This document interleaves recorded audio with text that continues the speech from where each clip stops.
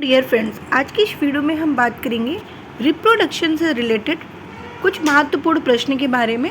इससे पहले आप लोगों ने पार्ट 1 पार्ट 2 में बहुत सारी चीज़ें डिस्कशन की है रिप्रोडक्शन में। जैसे कि रिप्रोडक्शन में हम लोगों ने एक एक पॉइंट को मेल रिप्रोडक्शन, फीमेल रिप्रोडक्शन की पूरी जानकारी ली है। तो आज की इस वीडियो में हम बात करेंगे रिप्रोडक्शन से रिलेटेड कुछ महत्वपूर्ण प्रश्न जो आपके एग्ज़ाम में अक्सर पूछे जाते हैं। इससे आपका रिवीजन भी हो जाएगा और आपको ये आइडिया हो जाएगा किस टाइप के प्रश्न आपके बनते हैं। आप किसी भी एग्ज़ाम की तैयारी कर रहे हो स्टूडेंट, अगर आप क्लास 11th या 12th के हैं तो बहुत ही अच्छी बात है। अदरवाइज़ अगर आप किसी कंपटीशन एग्ज़ाम में बैठने जा रहे हैं तो उसके लिए भी आपके लिए रिप्रोडक्शन से रिलेटेड क्वेश्चन काफ़ी महत्वपूर्ण होंगे। तो आप किसी भी लेवल के एग्ज़ाम की तैयारी कर रहे हो, बायो का जो भी क्वेश्चंस बनता है वो रिप्रोडक्शन से एक दो क्वेश्चंस ज़रूर आता है। ठीक है, चलिए देखते हैं किस टाइप के क्वेश्चंस आपके एग्ज़ाम में पूछे जाते हैं। क्वेश्चन नंबर फर्स्ट है, उस अंग का क्या नाम है जहां भ्रूण विकसित होता है। यानी कि ऐसे ऑर्गन का नाम पूछा है जहां पर भ्रूण का विकास होता है। तो आपको बताना है इसका राइट आंसर है ऑप्शन ए, यानी कि गर्भाशय। गर्भाशय में भ्रूण का विकास होता है। नेक्स्ट क्वेश्चन है, पुरुष में कितने अंडकोश होते हैं। देखिए, पुरुष की बात करें यानी कि मेल कैंडिडेट्स की बात करते हैं तो मेल में कितने अंडकोश यानी कि टेस्टिकल्स होते हैं। आपको बताना है ऑप्शन ए यानी कि 2। ठीक है, 2 अंडकोश होते हैं। क्वेश्चन नंबर 3, अंडाशय से कोख में किसके माध्यम से लाया जाता है। देखिए, अंडा जो होता है जो मेल में बनते हैं, ठीक है, तो वो अंडाशय में यानी कि ओवरी में किसके माध्यम से लाया जाता है। तो आपको बताना है कि वास डिफरेंस। ठीक है, हाँ स्लो कर दीजिए। ठीक है, तो ऑप्शन सी बताना है आपको, डिंब वाहिनी। ठीक है, डिंब वाहिनी के माध्यम से हम अंडा को अंडाशय के कोख में लाते हैं। ठीक है, क्वेश्चन नंबर 4 है आपका, मादा प्रजनन कोशिका का क्या नाम है। देखिए, फीमेल में जो कोशिका पाई जाती है, जो फीमेल में रिप्रोडक्टिव सेल्स पाए जाते हैं, ठीक है, जो गैमेट सेल्स होते हैं जो रिप्रोडक्शन में हेल्प करते हैं, वो कौन सी कोशिका होती है। तो आपको बताना है ऑप्शन ए यानी कि अंडा। ठीक है, ऑप्शन ए राइट आंसर है। अगर आपसे यही चीज़ें ये पूछा जाता कि मादा में, या आपसे ये पूछा जाता कि नर में कौन सी होती है, तो आप बताते शुक्राणु। नर में शुक्राणु होती है और मादा में अंडाणु होती है। ठीक है, यानी कि ओवम होती है आपका फीमेल में और मेल में आपका स्पर्म होती है यानी कि शुक्राणु। ठीक है, चलिए नेक्स्ट क्वेश्चन पे आते हैं। नेक्स्ट है, प्रोस्टेट ग्रंथि किसके नीचे मौजूद होती है। देखिए, जो आपके बॉडी में प्रोस्टेट ग्रंथि होती है वो किसके नीचे मौजूद होती है, तो मूत्राशय के नीचे मौजूद होती है। ठीक है, इसलिए इसका राइट आंसर क्या होगा, ऑप्शन ए होगा यानी कि मूत्राशय। नेक्स्ट है आपका, नर और मादा युग्मक आपस में मिलकर बनाते हैं। नर और मादा युग्मक जब मिलते हैं तो क्या बनाते हैं, आपको ये बताना है। 1 मिनट। ठीक है, तो क्या बताएंगे आप कि क्वेश्चन अलग हो गया। नर और मादा युग्मक आपस में मिलकर क्या बनाते हैं, तो ऑप्शन कौन सा होना चाहिए, ऑप्शन होना चाहिए ए यानी कि युग्मनज। ठीक है, युग्मनज बनाते हैं। यानी कि जब एक नर और एक मादा, एक मेल और एक फीमेल कैंडिडेट जब फ्यूज करते हैं तो युग्मक का निर्माण करते हैं, युग्मनज का निर्माण करते हैं। ठीक है, चलिए नेक्स्ट पे आते हैं। नेक्स्ट क्वेश्चन आपका क्या है, मासिक धर्म के कारण योनि में रक्त किस कारण बहता है। जब आप पीरियड्स में होते हैं तो पीरियड्स में होने के बाद, ठीक है, योनि में रक्त किस कारण से बहता है। तो आपको बताना है इसका राइट आंसर होगा ऑप्शन सी, यानी कि गर्भाशय की परत के टूटने की। जब गर्भाशय की परत टूटते हैं तभी ब्लीडिंग होती है और तभी आपका पीरियड्स होता है। ठीक है, चलिए नेक्स्ट क्वेश्चन, पुरुष में प्राथमिक यौन अंग कौन सा होता है। देखिए, पुरुष में जो प्राथमिक यौन अंग होता है वो वृषण होता है, इसलिए इसका राइट आंसर कौन सा होगा, ऑप्शन बी होगा। नेक्स्ट क्वेश्चन है, महिलाओं में यौवन की शुरुआत किससे हुई है। देखिए, महिलाओं में जो यौवन की शुरुआत हुई है वो रजोदर्शन से हुई है, इसलिए इसका राइट आंसर क्या होगा, ऑप्शन डी होगा। नेक्स्ट क्वेश्चन है, गर्भाशय के माध्यम से योनि में खुलता है। देखिए गर्भाशय के माध्यम से योनि में क्या खुलता है, तो आपको बताना है कि गर्भाशय ग्रीवा, गर्भाशय के ही माध्यम से गर्भाशय ग्रीवा खुलता है। ठीक है, इसलिए राइट आंसर ऑप्शन डी है। नेक्स्ट है आपका शुक्राणु अस्थायी रूप में रखे जाते हैं। ठीक है, शुक्राणु जो होता है वो अस्थायी रूप में रखे जाते हैं अधिवृषण के कारण। ठीक है, तो राइट आंसर ऑप्शन बी होगा। नेक्स्ट है मानव शरीर में प्रोस्टेट एक है। प्रोस्टेट क्या है, अभी आपने देखा था कि प्रोस्टेट क्या है, प्रोस्टेट एक ग्लैंड है यानी कि ग्रंथि है। तो इसका राइट आंसर भी क्या होना चाहिए, ऑप्शन बी होना चाहिए। प्रोस्टेट एक प्रकार की ग्रंथि है जो मूत्राशय के नीचे पाई जाती है। ठीक है, नेक्स्ट है प्रोस्टेट ग्रंथि से होने वाले स्राव में प्रवेश करता है। देखिए प्रोस्टेट ग्रंथि जो भी स्राव करता है, तो स्राव होने वाले प्रवेश किस में करता है, तो आपको बताना है मूत्र मार्ग में। ठीक है, मूत्र मार्ग में ये प्रवेश करता है, इसलिए इसका राइट आंसर आपको कौन सा होना चाहिए, ऑप्शन डी होना चाहिए।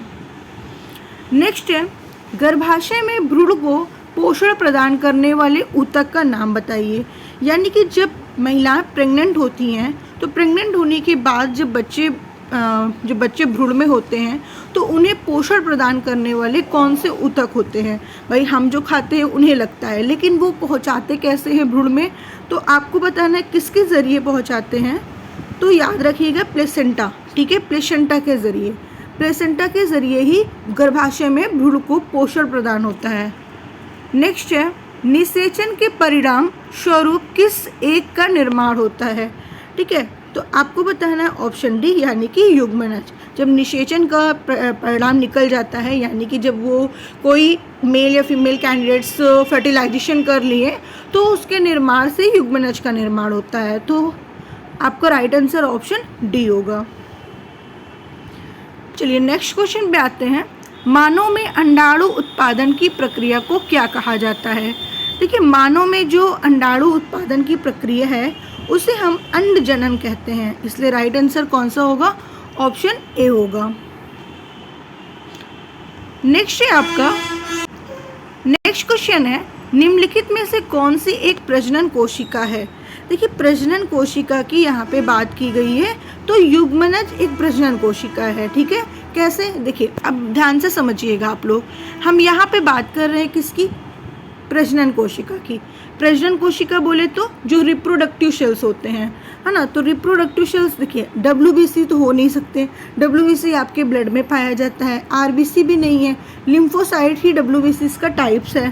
ठीक है, तो बच्चा क्या है, युग्मनज है। तो याद रखिएगा युग्मनज जो होता है वो रिप्रोडक्टिव सेल्स है, इसलिए राइट आंसर इसका ऑप्शन ए होगा।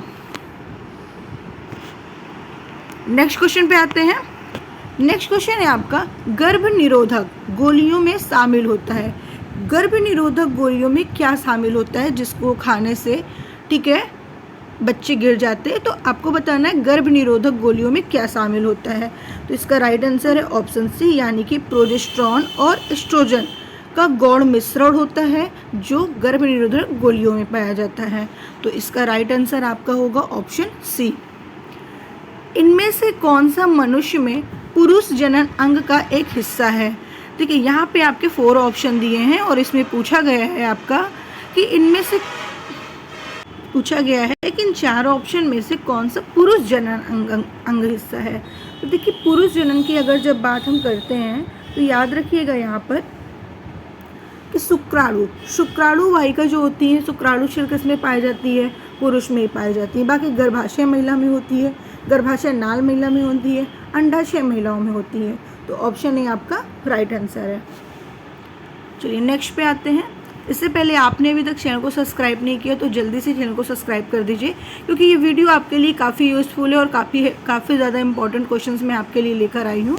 आप किसी भी एग्ज़ाम की तैयारी कर रहे हैं, सभी एग्ज़ाम के लिए काफ़ी इंपॉर्टेंट है, तो वीडियो को स्किप मत करिए और लास्ट तक ज़रूर देखिएगा, क्योंकि सारे क्वेश्चंस बहुत ही ज़्यादा इंपॉर्टेंट हैं। नेक्स्ट क्वेश्चन है आपका मादा रोगाणु कोशिकाएं या अंडे किसमें निर्मित होते हैं। यानी कि जो मादा रोगाणु कोशिकाएं होते हैं या अंडे होते हैं वो किसमें निर्मित होते हैं। तो आपको बताना है किसमें निर्मित होते हैं। अंडाशय में यानी कि ओवरी में, ठीक है। जो मादा रोगाणु कोशिकाएं होती हैं, जो अंडे होते हैं, वो ओवरी में निर्मित होते हैं। तो राइट आंसर आपका क्या हो जाएगा, ऑप्शन सी हो जाएगा। नेक्स्ट क्वेश्चन है, परिपक्व शुक्राणु का उत्पादन कहाँ होता है।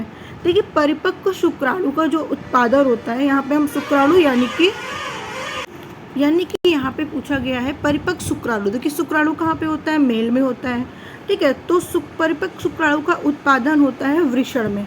तो आपको याद रखना है, राइट आंसर ऑप्शन ए होगा। नेक्स्ट है आपका, के द्वारा शुक्राणु वृषण से बाहर आते हैं, यानी कि किसके द्वारा शुक्राणु वृषण से बाहर आते हैं। तो ऑप्शन यहाँ आपका 4 दिया है, आपको सिलेक्ट करना है कौन सा आंसर होगा इसमें। तो आपको बताना है यहाँ पे शुक्रवाहिका के द्वारा शुक्राणु वृषण से बाहर आते हैं, इसलिए राइट आंसर ऑप्शन आपका ए बिल्कुल करेक्ट होगा। नेक्स्ट क्वेश्चन है आपका, इनमें से क्या एक नर प्रजनन अवयव नहीं है। देखिए यहाँ पे नर प्रजनन की बात कर रहा है कि नर प्रजनन अवयव नहीं है। तो भाई गर्भाशय ग्रीवा जो प्रजनन अवयव नहीं है, इसलिए इसका राइट आंसर आपको बता देना है ऑप्शन बी। नेक्स्ट क्वेश्चन है आपका, प्रसव पीड़ा की दीवारों में संकुचन के कारण होता है।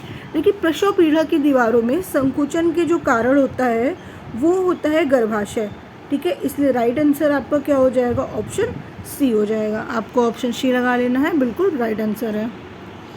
नेक्स्ट है, महिलाओं में मासिक चक्र की अवधि कितनी होती है। आप सभी को पता है कि महिलाओं में जो मासिक चक्र होता है, जो पीरियड्स होता है, वो कितने दिन का होता है, मैक्सिमम 28 डेज का होता है। तो इसलिए राइट आंसर ऑप्शन डी है। मानव शरीर में निषेचन की क्रिया कहाँ संपन्न होती है। देखिए मानव शरीर में निषेचन की क्रिया पूछा है कि निषेचन की क्रिया कहाँ शुरू होती है। तो निषेचन की क्रिया की अगर हम बात करें तो फैलोपियन ट्यूब में होती है, इसलिए इसका राइट आंसर कौन सा होगा, ऑप्शन सी होगा। नेक्स्ट है आपका, निम्नलिखित में से कौन सा अंग मानव महिला प्रजनन प्रणाली से संबंधित नहीं है। यहाँ पे प्रजनन की बात किया है, तो भाई प्रजनन की जब बात आती है तो बस 4 ऑप्शन दिए हैं और कौन सा ऑप्शन आपको सिलेक्ट करना है सभी को पता है। यहाँ पर पूछा है कि मानव महिला, भाई अंडा जो होता है, अंडाणु जो होता है वो महिला प्रजनन में नहीं होता है, इसीलिए राइट आंसर इसका ऑप्शन ए ही होगा, ठीक है। बाकी शुक्रवाहिका, बीजांड, अंडाशय सभी महिलाओं में पाया जाता है, तो राइट आंसर आपको बता देना है ऑप्शन ए। नेक्स्ट है, नर जनन कोशिकाओं का उत्पादन में होता है। देखिए नर जनन कोशिकाओं के उत्पादन में शुक्रवाहिका होता है, इसलिए राइट आंसर ऑप्शन बी होगा।